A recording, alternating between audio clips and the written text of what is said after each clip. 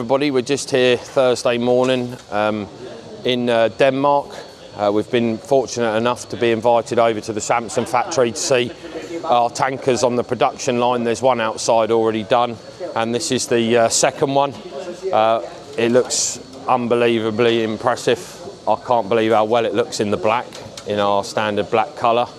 And we're just getting a good look at everything. So on the new one, we've had the wheel drive fitted, just to try and take away from the tractor scrapping and causing, deep tram lines. So hopefully the tanker will now be able to assist the tractor to make less damage in the tram lines. It's just unbelievably impressive. So yeah, if you come down here, these are the wheel drive motors on the machine, and you just get, without the wheels on, you just get a see about the quality of the build, the suspension and everything really. And it looks unbelievable in black, doesn't it, Wiz? Yeah, it's quality. If you come to the back of the machine now, all the rear linkage and lights, camera, yeah. And I see now on the top, we don't have this on our current PG28s. This is the overfill pipe, so if you have anything come out in the top cone, it comes back down onto the ground, which is a great job. Hopefully save on a bit of cleaning. So David, how long has this been in production? So how long will it have taken them from scratch to get to this sort? 40 days. 40 days, is it, to build a tanker completely? Yeah, there are some stops in the line as it goes through the process, like painting, etc., so on and so forth, but about 40 days. Yeah, so this is David Bowman. He's sales manager for the UK for Samson and Pichon as well. And Pichon. And Pichon. And Ireland. And Ireland, so the UK and Ireland. So if anybody has any, wants to see a Samson or a Pichon or talk about pricing or machines for their farm or contracting business, you cater for everything, don't you? From smaller tankers up to big contractor spec tankers. So you've got something for the whole market really, haven't you? From 6 cube to 35 cube. Right. 6 cube to 30, blimey. So yeah, if you have any queries or want to know anything, contact David or your local dealer, and David will come out and see you. Yep. So David was just saying that these two guys that are working on the machine, they have built the whole tanker from scratch. So when they get given a tanker to build, the two guys stay on it, so you know that they have built it. So if there's any problems, you come back to the two guys in the factory that have done it from start to finish. And like David said, it's 40 days in total. The factory runs 24 hours a day. I'm not too sure if that means 40 days of 24 hours a day, or whether that is just 40 shifts, if you know what I mean, 12-hour shifts. So yeah, but no, it's unbelievable. So we've just come out into their test shed where they test things, and they're just currently testing the drive axle for leaks and pressure testing everything. So these are just safety guards round, so nobody gets caught up during the testing process. This obviously isn't one of our tankers, but this is what ours has already been tested yesterday before we got here. But yeah, it's just really interesting. We just thought we'd show you the driven axle. If you come round here, Wiz, and you can see all in here. It's just all pretty impressive where all the hydraulic hoses go to, the return. The power, it's all like a power beyond system, so it will take the right amount of oil to it to determine what sort of how much drive you want on the middle axle. It's really, really impressive. You can see where all the design and technology and everything goes into everything. Even when you look at the disc injector over here, which hopefully we're going to have one on demo either this summer or next spring, so we can try and incorporate slurry on our own land. We think that customers won't actually pay for us to do it on their farms because they already have their own cultivators, but for ourselves, we'll try and do this just in case we can't get there and incorporate the slurry. So this has got what they call us, just a single D packer on it, and it's wide obviously, so to try and reduce blocking. And the reason they run a single and not a double packer is, again, because you're mixing slurry with soil. Depending on how sticky it is, you could get blockages. So it's just all well built, galvanised, so for long lasting. no rust problems. So as you can see, this is the first of our 2 tankers, or 3 tankers should I say, out of the factory. Got the wheels on now. We will be taking the wheels off when it comes back to the UK. Samson couldn't do the rims in black for us because they come, it's a warranty thing, they come as a complete rim and tyre, and that's how the tyre companies warrant the tyres on them. So when it comes to the UK, we will be taking them off and making them black for anybody that's going to ask any questions. So yeah, just some nice touches. We got these on our old ones, but you know, big storage compartments and everything. This pipe rack underneath this will come off because it's very low, and we find when crops get taller it just catches up and rips the crop out the ground, so that will be coming off under PDI when it comes back to the UK. And also this side arm, this is just an attachment that you use if like your front arm goes down on the front of the tractor, you can still unload off a lorry because it comes up and out to the side. But you tend to run a bit more crop down because you've got to get alongside instead of, that's why we have the one on the front, because you can nose out the gateway and dock onto the cone. Whereas this one, you've got to get alongside the hedge to get over. So just to reduce damage to the crop. But no, I think it looks unreal in black, to be fair. So this is the wheel drive. So it's obviously PTO driven into here, and then it's run off of a hydraulic motor here, which goes up to a cooling system where the radiator and everything is. So normally, like maintenance time in the winter or during the season, our old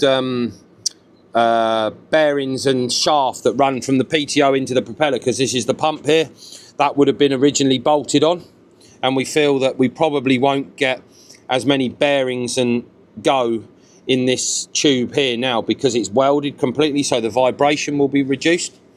So it'll be really interesting to see what happens there going forward when we start using them back home. But another little thing as well is we've had a few electrical problems with our current ones, and on this new one, where is it? Here it is. So on the new ones now, you've got some really big cables providing power from the tractor battery rather than relying on the power from the, where's the isobus lead on here then? Is he here somewhere? Yeah, so rather than relying just on the isobus lead for power for the machine, they actually realised over a few years ago that they weren't getting enough power from the isobus lead, and that's why we were having burnt out wires and everything because of voltage problems. So now on all new tankers, you get an extra power supply straight from the battery. So it's all just little things that they've improved on since we last bought tankers. The other thing they haven't quite done yet is, so this 7-pin plug is used for the rear lights on the top of the dribble bar when it's folded up, and of course we tow our van behind the tanker, so we're having another 7-pin plug put in just so we can run lights then on the back of the tanker, just to become more road legal with lighting and that.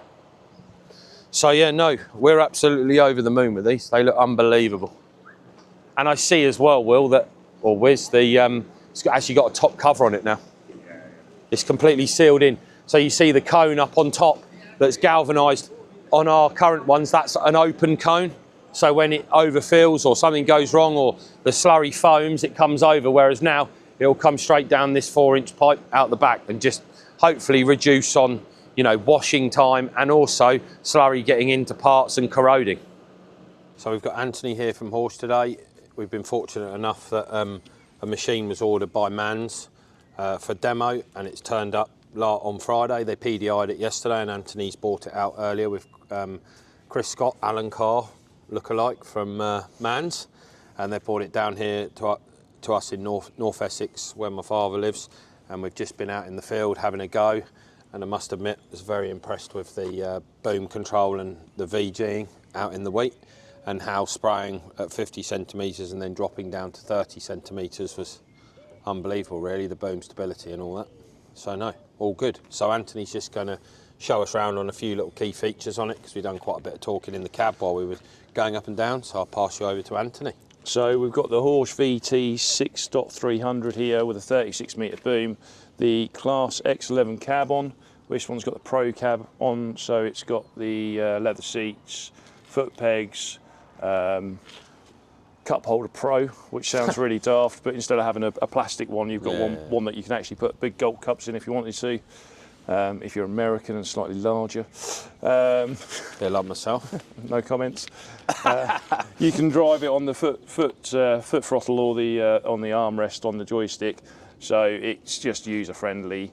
Getting down the road, you took it down the road earlier, Tom. Yeah. Comfortable. Yeah, it was. Sort of picks up really fast for speed, so you can get to the next field quickly. So this is the VT model, isn't it? Yep. Which is the variable width tracking, whereas we'd probably look at a PT, the fixed axle, just because we're not spraying a variety of crops where we'd need to alter the track width adjustment, and obviously it's an optional extra, so it's a lot more money, isn't it? Yeah, so this machine will track between 1.8 and 2.4 metres on a decent set of row crops. And then if we move on to a set of 710s, it'll be from 205 out to 2.6. Yeah, yeah. So she'll give plenty of room. Steps go up automatically when we're driving. So as soon as we get over 2 kilometres an hour, the steps go up. And then as soon as we put the handbrake on, they come back down. Plenty of access into the cab for lads the size of me and yourself. And we've got our filling area. Big rigs. So large induction hopper, 52 litres, stainless steel insert, with a bag stand and a jug stand. You can use all 4 options together. So you've got a top ring main, a bottom ring main, cam wash and a gun. You can use all 4 of those without losing any pressure through the system. So that runs at 10 bar. And if you're struggling to get the chemical in, we can drop that down to 5 bar, just to give yourself a little bit more time and relaxation. 3-inch fill, 1,000 litre a minute, centrifugal pump for filling. It's got a piston diaphragm pump on board for doing the clean water side. Yeah, it's got a clean pump and a dirty pump, hasn't it? Exactly. So the one pump, the cleaning pump, never takes chemical through it. So then when we come to cleaning the sprayer, we've done CCS Pro Clean in the field. So what it does is take small amounts of clean water from the clean water pump, with the clean water pump into the sprayer, and instead of using massive amounts of dilution, what we do is displace the chemical back to the tank. Then we can spray that away through the nozzle we were using. Then what we can do is fire up the piston diaphragm pump in through the main tank, rinsing jets, and it uses every available nozzle on the machine. This one's got 4 at 50 that we can use all at the same time or in combination. Yeah. Happy days. It's cool. And then you got the this is your storage in here, isn't it? Yep, storage in there. All your filter spanners, nozzle spanner. If you break down, you get the handbrake there to release the handbrake, isn't it? And your jug. Yep. We've got the outside terminal here. We tell it what we want to put in the machine, so we just move up and down the up and down arrows, and then we can go up and down in the hundreds or left and right in the tens. We can also use it like a calculator, so we can tell it that we're going to go and do a 15.08 hectare field at 100 litres a hectare, and it'll work out what we need to put into the machine. Once it gets to 100 litres towards its total, just before at that 100 litre mark, it will slow the pump down, so we can be more accurate on what we're filling in. Yeah. If that makes sense? Yep. That's cool. Yeah, it's cool. We've got the fresh water fill on the valve here, so we're using the spray pump to fill that. So does that use, when it puts the clean water into the rinsing tank? Yep. Clean water tank. That obviously uses the pump that's used for the clean water only. No, it uses the chemical pump. It uses a spray pump, the same as many other machines on the market. So that must get contaminated. No, because what we do is we're using the induction hopper side of it.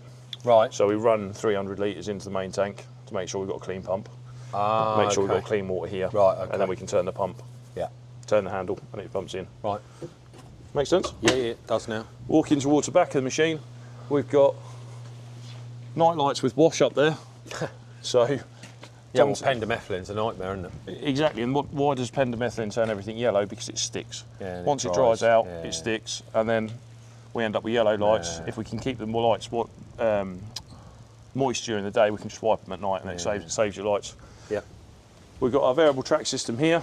We've got a forth and back axle. So this one's the back axle, and this one's the front axle, and they move in, so they slide past each other.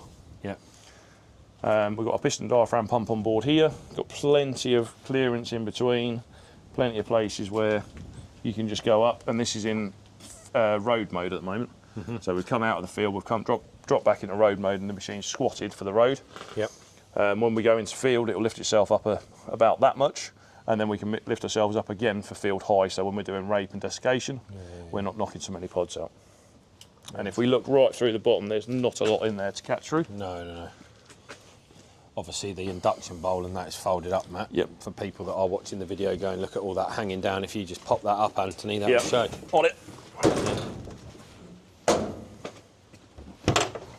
Under this side, this is more of a boring panel. We've got the jacking point, which effectively would go.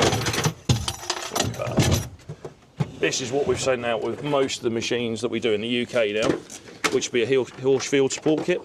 All right. So it's the box of spares that you will accumulate over time. Yes. Things like diaphragms, air fittings, master valves, spare chem savers, nozzle body to get you out of trouble. Yeah.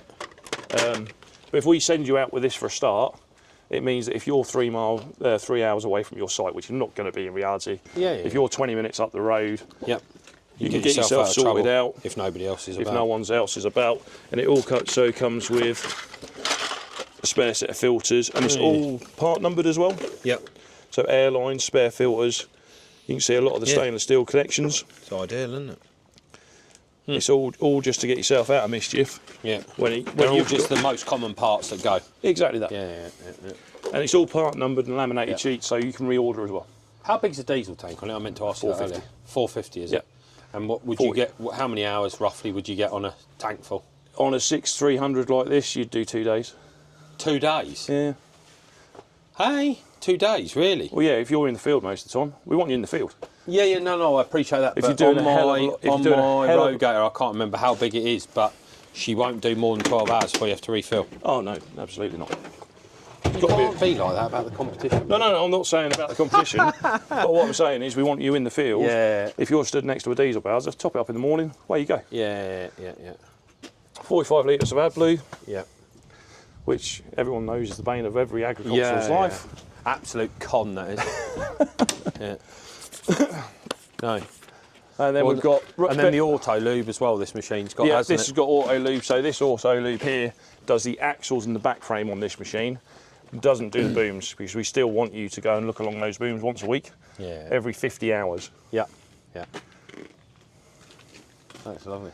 Got all the LED lighting pack on it, hasn't it? Yeah. And boom lighting. Boom lighting. Yeah. FPT engine. Yeah. 313 horsepower. No, it's a smart Bosch Rexos drive motors and a Bosch Rexos drive unit at the back there. Yeah. So is this 14 tonne empty, this machine? No, this will weigh about 12.5 tonne. Oh, it says 11.5 to 14.4. Yeah, that's what. It's the range. Okay. Depending on what wheels you've got and all that. Wheels, caper, I suppose. Boom setup. Yeah. Because if you imagine, we can have this machine from right down to a 24 metre. Yes. All the way up to a 48. Oh, okay. So that's the reason in variation in weight. Yeah. 100%. So it's from I get that. Yeah. And then we offer obviously a 5,000 litre tank. Yeah. 230 horsepower, 6230, and then we do an 8300 in a PT, and just very, very soon launch the VT. There's a VT already in Yorkshire. Yeah. So no, thank you very much for coming out today, Anthony. It's been a hell of a demo. Thanks for spending a few hours with us and showing us through everything. It's been very impressive, and we'll no doubt speak soon, and we'll see you soon as well, hopefully. No worries, anytime. Thank you for your time, everybody.